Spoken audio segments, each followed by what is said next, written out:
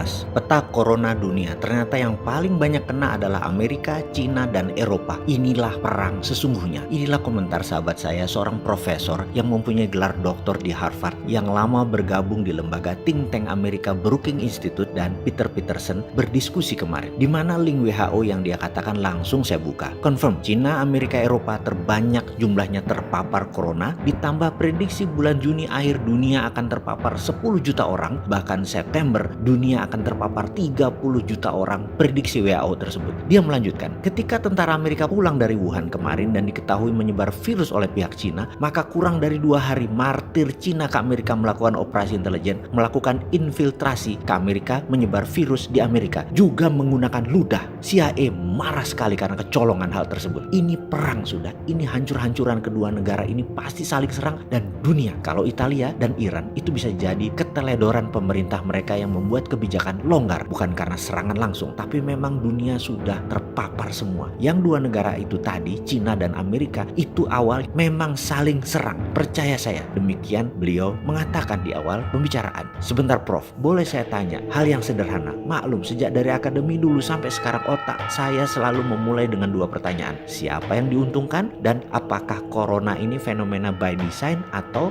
by accident? Corona ini ada yang merencanakan atau jadi sendiri secara alamiah? Kemudian kalimatnya mengalir panjang yang disarikan saja agar lebih singkat. Sejak 2018, Bill Gates pernah mengatakan 70% manusia di dunia akan terpapar virus pandemi yang mematikan, dengan tingkat kematian bisa mencapai 30 juta orang. Karena itu dia memiliki program ID 2020 sejak 4 tahun yang lalu, yang membuat manusia nanti akan dipasang sejenis data semacam tato dan terkoneksi dengan big data ketika mereka dipasang antivirus. By the way, kok Bill Gates yang mengawali hal ini ya? Ya, Bill Gates adalah salah satu the have dari kelompok Bilderberg. Apakah geng Bilderberg di belakang ini semua? Kita coba rincikan. Semenjak mereka, kaum the have ini diserang di Davos 2018, mereka hingga saat ini sudah banyak melakukan rapat-rapat rahasia, shadow meeting di antara inner circle mereka, core mereka yang semuanya adalah orang Eropa dan Amerika Utara, itu hampir semuanya keturunan Wahyudi. Mereka ini ada di mana-mana dan menguasai winner takes all di bidang masing-masing. Bagi mereka semua sudah borderless, antar negara, antar wilayah itu tidak ada. Mereka biasa bergerak sebagai shadow dimanapun, di banyak negara, bahkan banyak negara di bawah kendali mereka, pemimpin-pemimpin atau penguasanya. Secara harafiah, Amerika itu shadow country-nya Israel. Amerika itu proksinya Israel. Israel proksinya Wahyudi. Begitu bukan? Yang di permukaan Israel, yang shadow-nya Yahudi Wahyudi. Jadi corona itu kalau dianalisa dari beberapa think tank anti mainstream,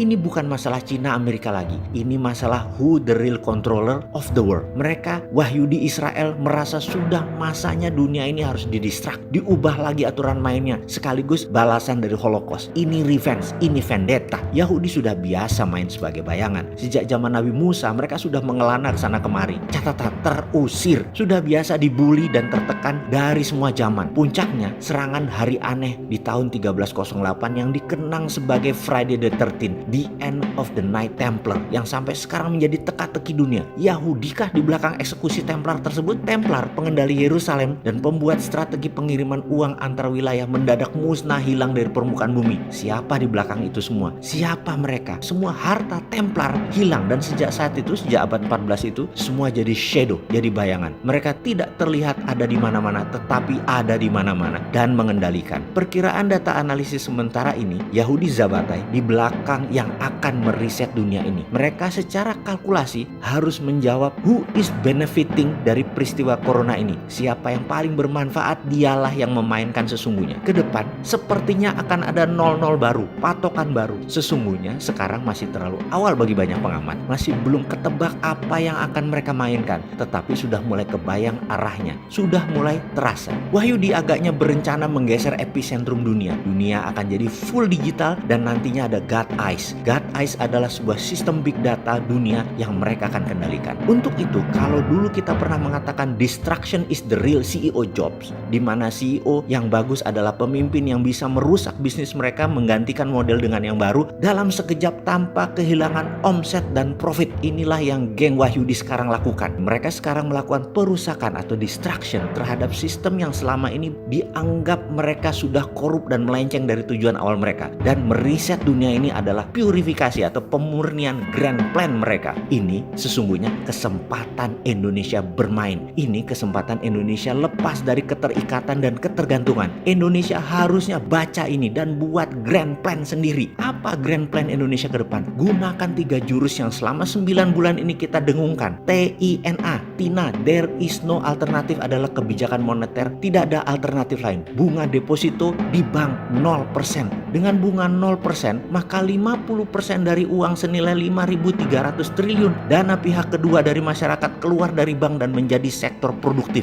Kedua adalah printing money berbasis proyek 12 lapis tanpa unsur impor. Ini harus dibuat rencana yang namanya cost accounting, dihitung secara rinci sekali. Kain misalnya akan dibuat, maka 6 lapis ke bawah harus dibuat rinci. Benang dari mana, bahan benang dari mana, kapas dari mana, polyesternya dari mana, mesinnya dari mana, dan harus lokal konten semua. Dan mesin dibikin saat ini. Bahan baku harus lokal buat kain tersebut. Mesin boleh tiru atau ngopi mesin negara lain. Tiru modifikasi, tiru plek, sikat. No rule. 6 lapis ke atas yaitu nanti jadi bajunya, kancingnya, resletingnya, kerahnya, distribusinya terus dipecah 12 lapis. Dan printing money tadi khusus untuk proyek tipe seperti ini. Khusus industri manufaktur, juga properti, pertanian, pangan, infrastruktur termasuk ibu kota baru. Biayai. Dan ibu kota baru ini nanti di bawah kementerian bukan gubernur. Seperti Putrajayanya Kuala Lumpur. Kota itu kasih nama Garuda Pura misalnya. Pusat pemerintahan baru NKRI. Semua dana ya kuantitatif easing, rupiah biru, pakai MMT, basis keilmuannya, ilmu dasarnya modern monetary theory. Terakhir SWF, Sovereign Wealth Fund, yang kalau tidak paham MMT dianggap cara berutang baru. SWF itu ya tidaklah. SWF tadi pakai mineral underlayingnya. Hitung seluruh mineral di Indonesia itu milik negara. Nikel, batu bara, emas, bauksit, timah, thorium, uranium, dan lain sebagainya. Intinya ketiga solusi tersebut adalah modern economic model yang menggunakan MMT, Modern Monetary Theory instrumen, yaitu printing money, TINA, dan SWF. Sederhana ilmunya. 7 doktor ilmu ekonomi yang selalu menjejali saya dengan beginian dalam 5 tahun terakhir cukup buat membantu Indonesia ke depan menyalip di tikungan rencana besar Wahyudi. Kita colong. Rasanya Amerika dan Cina di bawah kita setelahnya. Kalau kita berani melakukan 3 hal, akibatnya nanti apa? Kita perang dengan Wahyudi akibatnya. Beranikah sahabat semua, putra bangsa NKRI garis lucu perang lawan Wahyudi, atau memilih cakar-cakaran sesama anak bangsa?